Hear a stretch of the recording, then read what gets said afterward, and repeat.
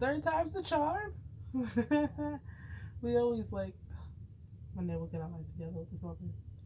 But hello, it's nice to see you again. See them again. See them again. It's nice to be back with some theater, some theater content, a review, if you will. So, anyone want to guess what show we saw? You won't guess it. These fancy new playbills. We saw Moulin Rouge. Yay! Yeah. We put in for the lottery. Yes. For a few shows this past week, and we normally don't do lotteries because it's kind of a waste of our time, like the chances of us winning. Mm-hmm. It was just easier for us to just go to the box office. Yeah, to try. And we had lost for Moulin Rouge, and I was like, well, okay. That's it then, I guess. We weren't too upset because we do have some shows lined up. Like, we have a Soldier's Play the day after, and then we have Beetlejuice next week. So, but, sorry, go on. But, I lost, and then I get an email saying, and I was at work when I saw the email, saying that someone didn't pick up the tickets, so, claim them to pay for them, and so I was next in line, and I was like, oh, but I was at work, and I was like, I can't claim the tickets right now, like, I'm a teacher, so, like, I'm in the classroom, so I had to, like, text church really quickly, and I was like, here's all my information, log in, here's my credit card number, like, get your tickets, and church got them, so thanks church for that, and, he was able to go the next day. Yep. So, we saw it Friday, the 21st. We saw the evening show, obviously. Moulin Rouge is a show I feel like was part of the last season, but it's not. It's this season. It's just because it came out so, like right after the Tonys, more or less. So, not right after, but after the Tonys. But it's been running for months now. So it's approaching a year of it on Broadway. So it'll be at the Tonys this season, hopefully. Yeah, probably. Moulin Rouge is based off of the movie of the same name from I can't remember when this movie was made, with Nicole Kidman and Ewan McGregor, and lots of other people. Yeah. We probably should do our research. Was it Caroline O'Connor in the movie too? Was she Roxanne? Yeah. Oh, perhaps, yeah. Maybe. Anyway. But yeah. So Moulin Rouge,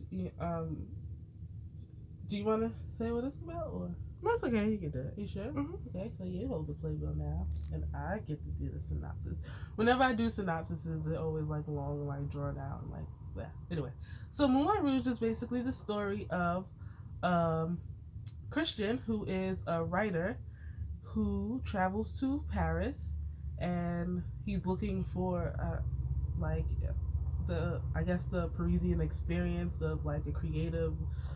The difference between the movie and the show is, in the show he's from America, he's from Ohio, and in the movie it's played by Ewan McGregor, so he's obviously English. Is Ewan McGregor English or Irish or Scottish? He's Scottish?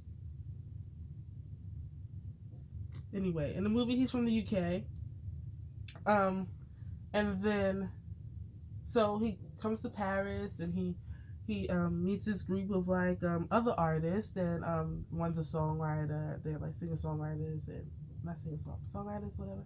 They're creatives, and they take him to the Moulin Rouge. Now the Moulin Rouge is this like in Sunday in the Park with George, where where Dot wanted to go. And the Follies, kind of like that. It's think of a nightclub, but think of it 19th century, right? Yeah, 19th century, 18th century, 19th. Let's go with 19th century, Follies almost. And there's girls, and there's the drugs, there's illnesses floating about, and he falls in love with Satine, basically, who was the headliner of this show. Due to a misunderstanding. Yeah, yeah, of course. There's always a misunderstanding.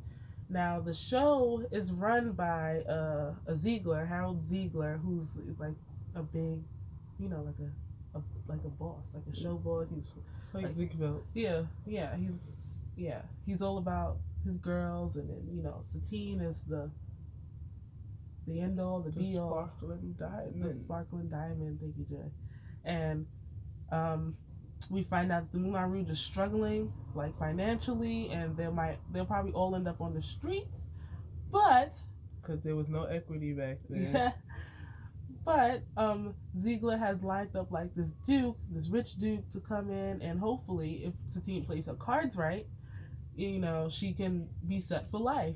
She'll have a life after the Moulin Rouge, things like that. Or if all else fails, he can finance the production that they have to make up because misunderstanding. And basically Satine and Christian fall in love. The Duke, he's like suspects something. Yeah, the Duke, who's also after like Satine's like heart. He's not a great guy.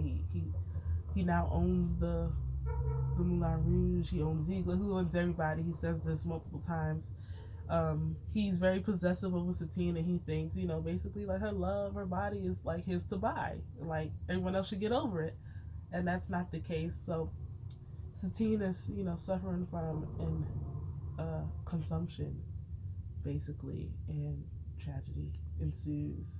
Things like that. The show goes on, and the movie. I'm trying to think. I lost my train of thought, but basically that's essentially the story. Of course, it's set to it's a jukebox musical, which I almost kind of forgot. Like the movie uses a lot of like Madonna songs, used a lot of Elton John, used a lot of your songs from like the 80s. It makes sense now that it's on Broadway that we use so many of those old songs. We use more updated like songs from like the last 5 years and things like that. Of course, there were older songs. They still use Your Song from Elton John. They still use Diamonds Are a Girl. That song. Come What May is still in the show. It's a jukebox musical. They use a lot of. Oh, you have the playbook. Mm-hmm. May I? Mm-hmm. Let me just. If I could just. What's that page where they show you like the songs that's going on? Oh, okay. So yes, 19th century. I was right. 1899. Inside the Moulin Rouge in various parts of Paris. Okay, so yeah, that's the setting. What's the songs? You know what page I'm talking about? Let me see. Yeah. I just wanted to give them like a taste of like what other music they use throughout. They use Chandelier, which I'll get into later. I love that number. They use we're just gonna dismiss it. That's fine. I guess they don't have it here. I thought they do, because they always show you like where you're at. Like you could always reference it to like where you're at, how long you got before intermission and things like that. Huh. Maybe they didn't want to use that because sometimes that gives away. Maybe. Sometimes they don't do that. Yeah, I don't. They used So Fresh and So Clean, some Outkast. They used They use a lot of different songs. I can't even. But yeah. So, I want to first say that Karen Oliva, who is Satine, was out when we saw her on Friday. Mm-hmm. Instead, we saw her understudy. Her name was Ashley? Ashley Lauren? Ashley Lauren, yeah. Ashley Lauren, who was great. Mm-hmm. Who was great. I would say she was very great. Joy mentioned she thought she was too young to play Satine, though. I mean, she was good, but you thought she was too young. I think she was too young to play Satine, because you think about it, Ziegler's like, this is your last chance, basically. Like, she's not as young as she used to be. Even she said something like that. But also, when you think about the time of the show, like, her 25 could have been too young. You know what I mean? 30 could have been. I mean, but I had this idea that too old for them. Not like she's like 40. That Satine had been doing this show for like years.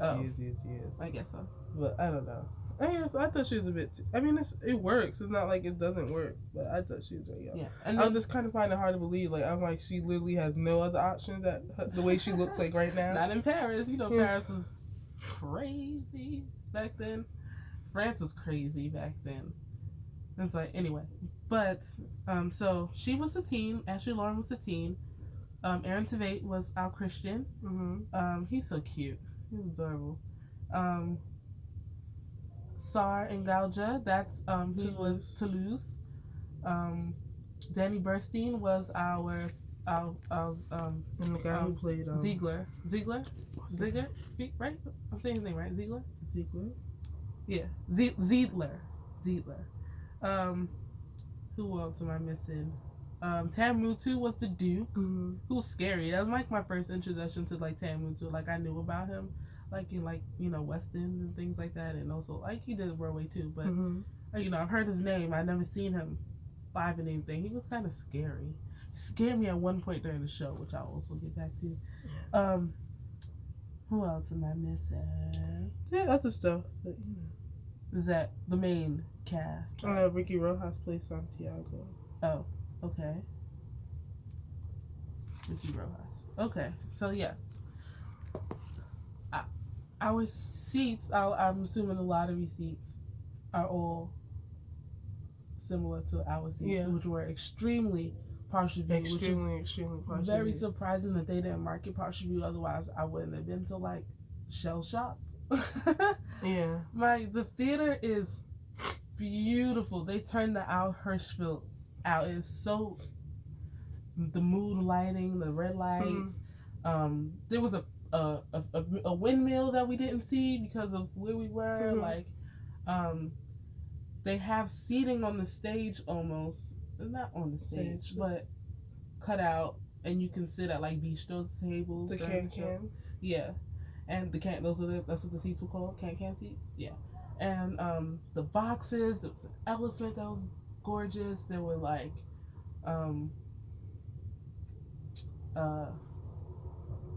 it's just beautiful, like the big Moulin Rouge sign. It was great. The sets were really, really, really, really, really beautiful. Yeah.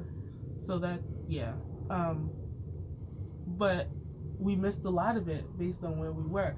So we were like orchestra left. And like up front. Unless they were up but front. Our seats were aisle, but like outside aisle, not inside aisle. And the usher who had escorted us to our seat, she let me know, like, you know, don't put anything in the aisle which is like, if I have like an aisle seat, I may like stick like say like my poster or something, like on the side, like my bag, like on the side a bit, so you know I can have more leg room. But she was like, nothing like in the aisles, because I act as like, you know, utilize, you know, the aisles. And I'm like, okay, great, okay. Right, they really do use those aisles. Like, not even like a little, they use it constantly. They're constantly using the aisles. And I think my side a lot too. Yeah. What was I getting at? Oh, we could not see. Unless they came downstage center, downstage, like, the hell, I call it the Hello Dolly. Yeah, catwalk.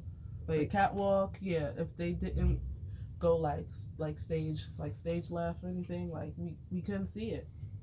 Like we couldn't see it, and it was like, it's not even like if you crane your neck, like you just can't see unless they came to like a certain point in the stage. And I'm so very surprised they did not stamp it partial view, or at least tell me when I picked up the tickets, because this is very partial view, which is fine. I mean, it's a lottery seat. I'm not going to complain about the seats. I just kept my head where I could see, and if I couldn't see, I can hear, you know. But suffice to say, we did enjoy the show. Yeah. We did, and now it makes me just want to like go back and like get a regular ticket, so I can sit where I want, where I can, you know, get the whole like experience. Because from what I could see here, the show was like amazing. One of my favorite numbers had to be like Chandelier, and this is after Christian and the Duke have they bump heads. They bump heads. Like, the Duke is like, he knows Christian is in love with Satine, but Satine is his, and you can get lost to go die. And Christian's kind of like, he really, you know, just thinking about Satine all the time, and they're like, you really kind of need to like let her go. Yes. Is that Zila that comes with the comes with like absinthe and this like glowing. The sets are amazing. Costume and props. Oh my god, so great. With this like absinthe bottle is like glowing like green, and then the cast have these like magical cups where like if they pretend to pour, there's nothing in it. The cups will like glow. I wonder how they use that. Like, was there something they're pressing on the cups? Was it like motion detected? Like, I need to know. I mean, I don't need to know, but like, it was so great to like, oh my god, that number was so great. They sounded amazing at that part. Chandelier. I mean, Chandelier is also just such a good song. Anyway, and then like when you have all those voices together, I was like, yes, yes. I just wish I could see everything, because I know there was things going on that we couldn't see. Excuse me. I have like a tickle in my throat. Which reminds me, in the movie, you can see that Nicole Kidman is dying. You can see like her deterioration. Kind of like happening. She's getting sicker and sicker. Everyone's like noticing. I would say I don't think I saw enough of Alcatine. Yeah, like Ashley like being sick. I thought they waited a very long time to show us that she was coughing. Yes. Into her napkin. I think when she first appears and she comes out the sky, by the way, like Satine does in the movie. Doesn't she like lose her breath for like a minute? Did she do that in the show? I think she might have had. There was like a pause, like, but I don't think it was obvious that like she lost her breath. Maybe it is, but we could not see. That's another thing. Maybe she was coughing into. Maybe her body was doing a lot of things in areas that we cannot see. So maybe we can't really fault her that. Yeah, but that's what I was thinking. It was like, but the production gave me like Dolly vibes. It gave me My Fair Lady vibes. It gave me Pretty Woman vibes. I'm like, wait, so many different things going on, but it makes sense. It's Moulin Rouge. Like, takes a bunch of like different things and like to tell their like story. So that was cool. The actors really do use those sides. First of all, when you go into the theater, like, into like the auditorium, there's shenanigans like going on. There's like someone, like cage, they're on the stage. They're like cage dancing. They're like staring at people. They're like, moving. Like there's like choreography going on, and then at some point they're like all just kind of like there was. I'm sure. Is this like giving things away? Like, what do you call it when like you stick things like sword eating? Like bit in the beginning, and it was like the ambiance was really so great. So that was good. They used those aisles. Let me tell you, sometimes I could hear them like coming, and then I'll just kind of. At one point, Danny Burstein, who he, okay, story time. At one point, Danny Burstein exits off the stage. He comes past me, and he touches. He like grabs my shoulder, gives my shoulder like a little pat, grab. Whatever. I'm like, oh my goodness, he touched me. Like, wow. And then he goes. When he comes back, I can hear him, and he passes me. The girls behind us, I wouldn't say girls, these were women. They're young women, but they were women. They were old enough. Were on their phones, apparently. He backed up. He went, turn your phones off. Like, they like, oh my goodness. And like, for like a while, all you could hear them going, oh my God, he scared me so much. Danny did not miss a beat. He went back on the stage, said his lines, and like the show proceeded. I was cringing, but laughing to myself at the same time. Like, collapse. Like, why are you on your phones? The staff at the Al Hirschfield are really on top of their things. At curtain call, I don't know if Miss thought she was at 6. She had her phone out to record the curtain call. Miss came over with the 2 fingers, patted her shoulder, and took, like, nope, cut it out. Like, nope, they're really, like, on top of their game there at the Al Hirschfield. I'm assuming that's why there's not a lot of things we can find on YouTube, regarding Moulin Rouge, because they are really on their A game. At one point, Tamutu, he must have come out the curtain, like, in front of my seat, and I didn't see him. He didn't come from there? I didn't hear him. I didn't hear him walk. Usually you can hear them walking.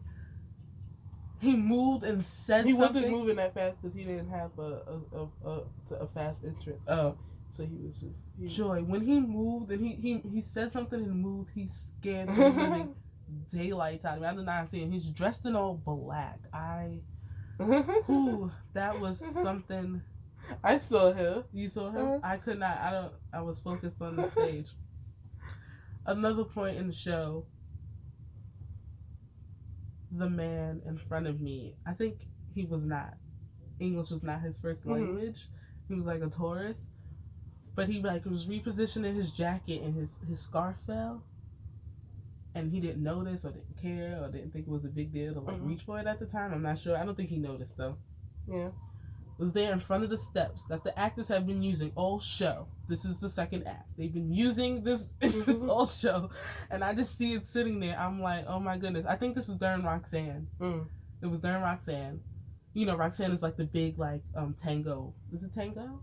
Yeah, tango number. Which again looked great, sounded great. Wish I could see more of it. Yeah.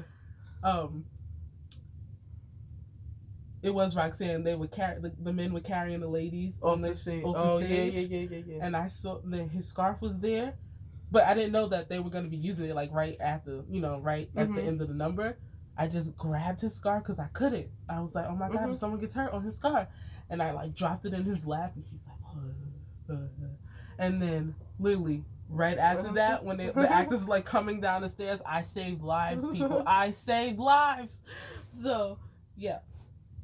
So, that was Moulin Rouge. I kind of want to see Karen Olivo.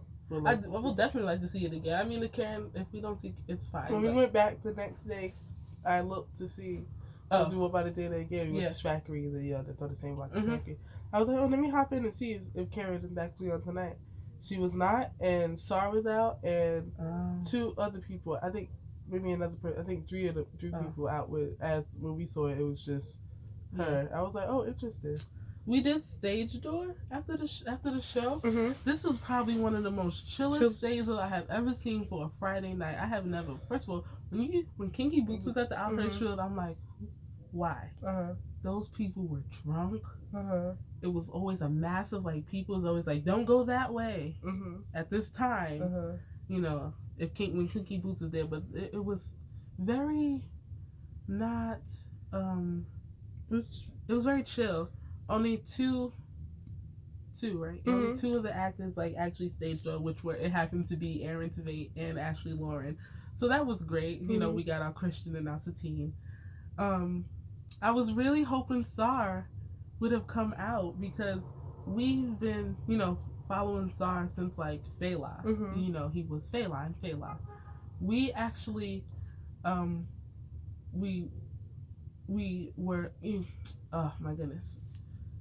A woman we know worked on Fela. And I forgot what her role was in the show. I think she was associate director. Was she? Yeah. Okay. So, her name is Rhoda Blake. She's also a dope director. She definitely just won a bunch of awards at a film festival. Yeah.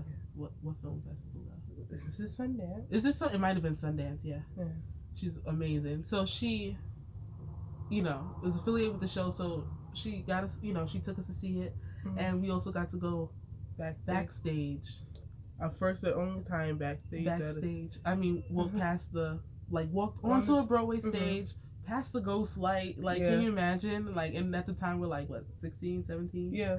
And then actually backstage into his dressing room. We had pictures somewhere, but we lost them a long time ago. So sad in him. But he's so friendly. He's those pictures were oh man.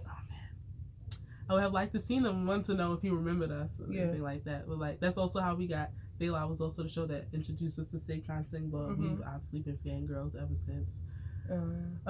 And also, we know our godbrother, same godbrother, who's the actor who was in Much Ado, who's now in A Blues for Alabama Sky. His homeboy, his friend, is a dancer actor. He was in Fela, and so he seen us at the stage door at Fela, and he's like, "What are you doing here?" We're like, "What are you doing here?" So, but yeah. Wow, good times. Good times. But yeah, so those are the only two people, Aaron Tveit and Ashley Lauren, that came out at the stage though, which is fine.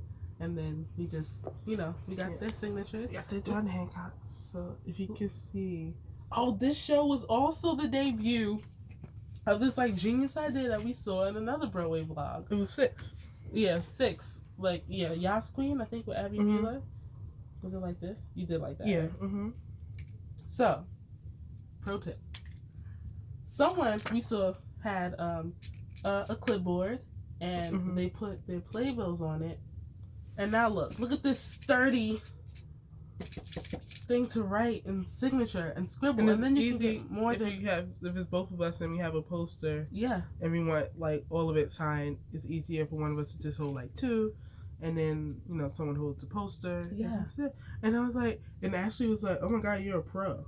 And I was like, it was so. I was like, yeah. We just put the other one like this, and then I like paper clipped it to the side, and so like wow. And we put stickers on the back. We have Broadway stickers. Where did we get these stickers from? The flea market? Yeah, the flea market. Yeah. Yeah. She's so dumb. I once saw her spell orange with a D. Like. Yeah. But yeah, so we did that. That was the debut of that genius idea. So this will be coming with us whenever we see shows. And we got some great gear. We did. Room has great gear. They did. First up, the Rosarios. I'm lying. It's not. But it works because look, Karen Oliva wasn't in the Heights. To that. The Rosarios. Yeah. That's our magnet. We got a pack of show cards. These show cards, I can't get them at Theater Circle until I have a couple of packs by now. But the show cards are only available at the Hirschfield or online. I guess I could order them online. Who we got? We got Alex Timbers, who directed it. We got the chandelier. Look at the green for the absinthe. So great. It's such a good part. Good juxtaposition for like the rest of the show that was like red or like blue. And then the green came. John Logan, who did the book. Truth, Beauty, Freedom, Love. We have Christian and Toulouse and Santiago. Thank you, Jay. And then Le Bois. Yep.